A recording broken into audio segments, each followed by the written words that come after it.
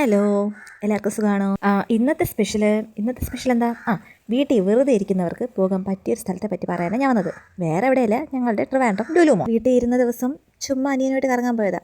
പക്ഷെ സൂപ്പറായിരുന്നു. ഞങ്ങൾ ചുമ്മാ പെർഫ്യൂം സെക്ഷനിലേക്ക് പോയതാ. അപ്പോൾ ദാക്കടെ ഇരിക്കുന്നു എൻ്റെ സ്പെഷ്യൽ പെർഫ്യൂം സീക്രട്ട് ടെംപ്റ്റേഷൻ. പക്ഷെ അതിൻ്റെ ബ്ലൂ എഡിഷൻ ഉണ്ടായിരുന്നുള്ളൂ.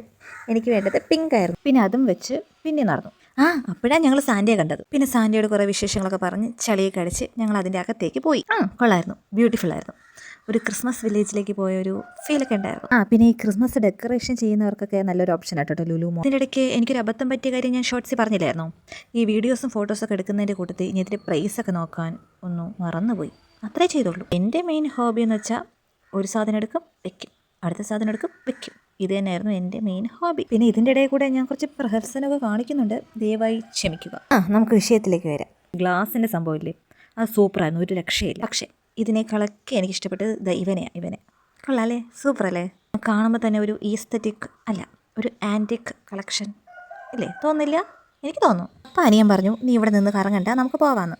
അങ്ങനെ ഒരു ചായ കുടിക്കാൻ പോയി. പിന്നെ ഒരു ചായയും പോക്കറ്റ് ഷവർമയും കഴിച്ച് നേരെ വീട്ടിലേക്ക് പോയി. അപ്പോൾ അത്രയേ ഉള്ളൂ. ബൈ.